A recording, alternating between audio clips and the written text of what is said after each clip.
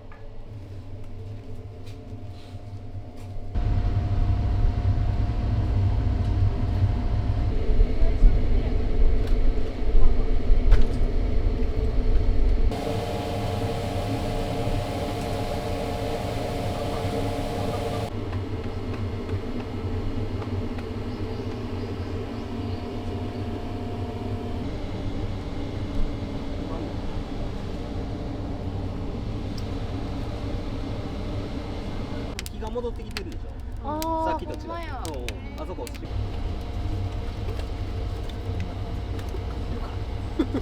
くべ始めが火が引いてるんです。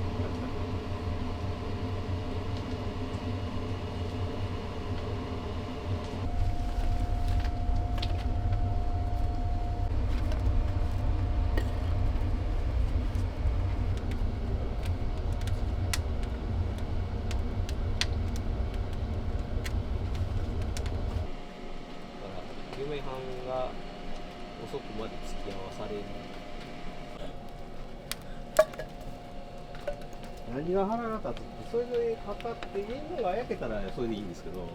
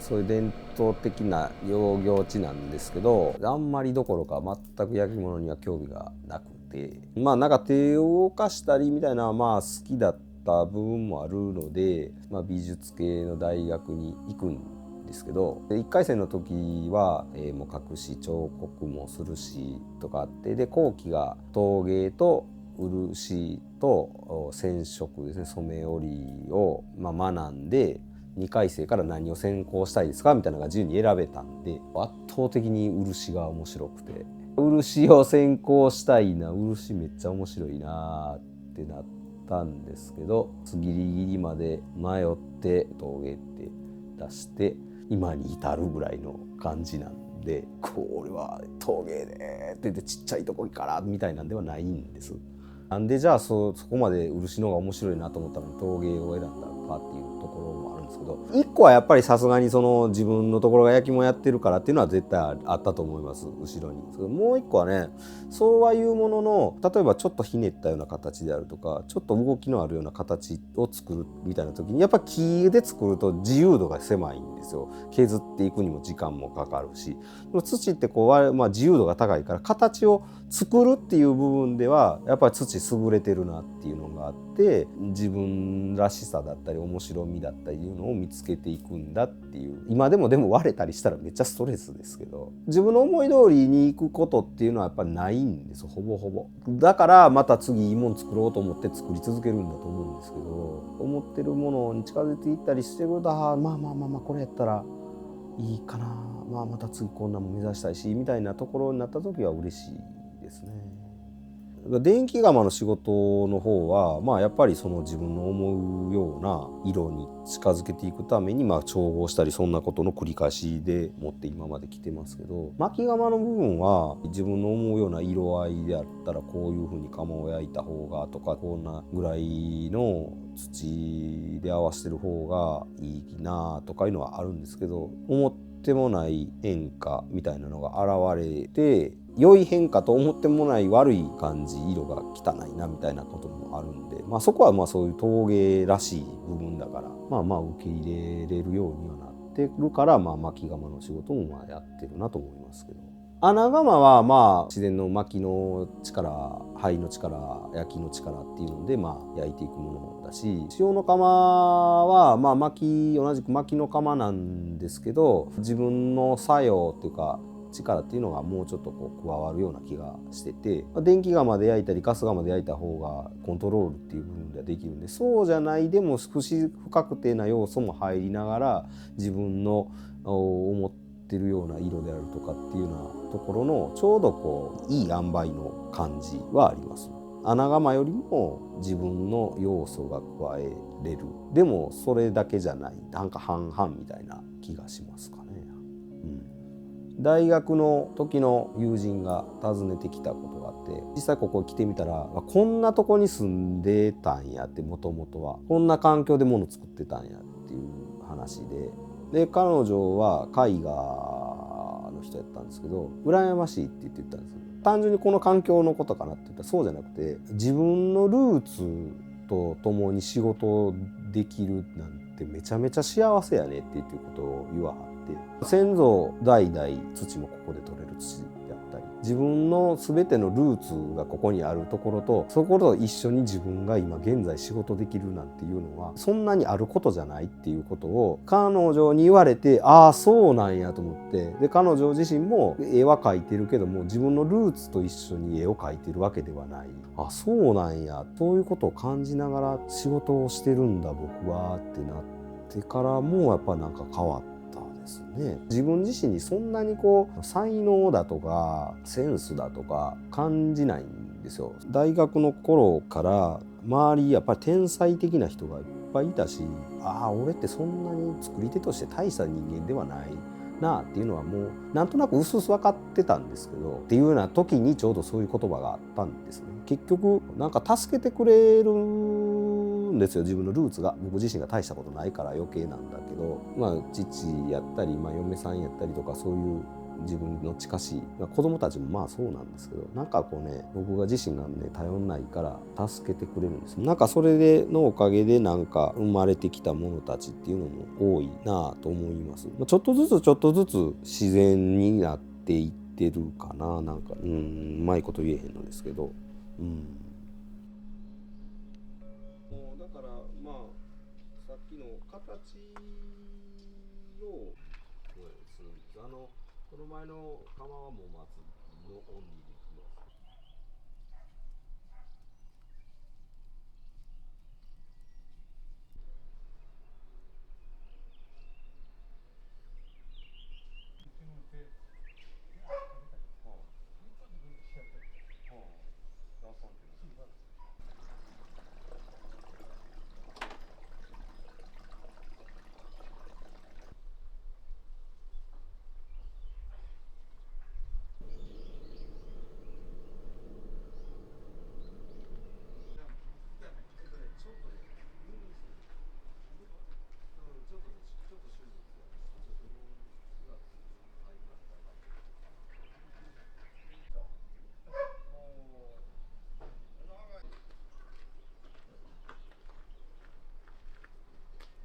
また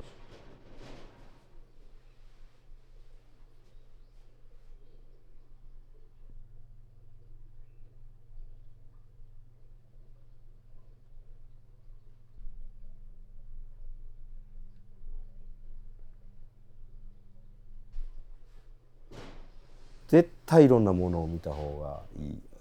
のと、 SNS、 僕が学生の時でそういうのはなかったから、実際のものを見るしか方法がなかったんです。せいぜい写真本を開けて図録見て写真でものを見るっていうことはできましたけど、今みたいにこうやったら拡大して見れるみたいな、そんなもんも一切なかったですから、今ってどんどん情報が仕入れれるんですよね。なんかペッて検索したら多分出てきて、こうやって拡大したらもう細部見れる。いっぱいものを見てる経験してる気になるんですけど、実在のものを見るっていうのとは全然違う。だから焼き物だけじゃなくていろんなものを見てきてる中での蓄積っていうのは SNS の画像では得られないものばっかりやと思ってます。特に工芸って言われるようなジャンル、これって生活であったりとか、実際に触ったりとか、触覚であるとか、重さであるとか、実体験で得られてくるものっていうのがもう絶対的に大事だし、しばらくはだましいけるかもしれないけど、どんどん年を重ねていった時に実体験でやってきたこと、感じてたことっていうのが次に活かせる部分がある。で僕も実際に面白かった展覧会やったら何回も見に来たりとか、いろんなものを実体験として自分で感じ取った方が自分に生きてくる。全くない。理由ははっきりします。絶対僕は父と同じ仕事をしてない理由のあるのは、もう父に同じことやって絶対勝てへんからです。父の仕事を継いでたら絶対に父には勝てない。自分のスタイルと父のスタイルが全然違うのは大きくはそこです。絶対勝てない。で父は本当に師匠の師匠は河合勘次郎だし、民芸の世界観を柳から始まったあの世界観を直系的に引き継いでるなっていうのをすごく感じる。僕が例えば、民芸の作り手ですみたいな感じでもしやったとしても、もうなんちゃっても甚だしい。無理ですわ。あの世界観、思想かな。その中でしか育まれてきてないものがある。これには勝てないですわ。だから何かしらの自分の焼き物表現としてのでやっていくとしたら、さっき言ったように僕自身が大したことがないんです。で父は父としての世界観っていうのはこれはもうとてもじゃないけど追いついたり迫れるものでも何でもない。じゃあ何かなってなった時にさっきの話で、ここのルーツ丹波焼のこと丹波というっていうのの自分の中で自然に取り入れていく。自分としてはそれが一番スムーズやったんです。自分のやることはこういうことやなっていうのが自然に入ってきた。焼き物やり始めてから十数年経ってからそんな感じですね。これね多分ねもう絶対他の巨大産地の人たちからしたらめっちゃ笑われる話ですけど、僕は丹波焼が日本一面白い産地だと思って、ほんまにそう思って日本一やと思ってるんで、美濃の人や備前の人や信楽の人は鼻で笑われると思うけど、僕はもう日本一丹波焼が面白い素敵な産地だと僕はもうほんまにそう思っては疑ってない。実際知らないですよ。実際知らないけど僕自身はそう思ってるんです。去年ぐらいからちょっと病気をいろいろするようになって、そうなってきた時にあんまり時間ないんやっていうふうなことはすごい感じさせられてきました。自分自身も病気をしたりしたから、長うても20年しかあと物作れへんのかっていう話になってくるんですよ。こんなんどこ作りたいなっていうのはあるんですけど、丹波焼が850年ぐらいで言われてて、850年ぐらいのバトンを今もらってるんですけど、これを結局次の900年とかその次の人にバトンを、この丹波焼のバトンは渡さんとあかんくて、どうバトンを渡していけるんかなとかをちょっと考えざるを得んくなってきましたね。年が経てきてバトンを渡さないといけないから、借りてるものを次へ渡すにはどうしたらいいかみたいなことも考えないといけないんですね。その当時の作り手はほんまに職人さんやったから、自分のこれを美しく見せようと思って作ったわけでは多分ない部分もいっぱいあるんだけど、なんか名品と呼ばれるようなものは何かいいなっていうのは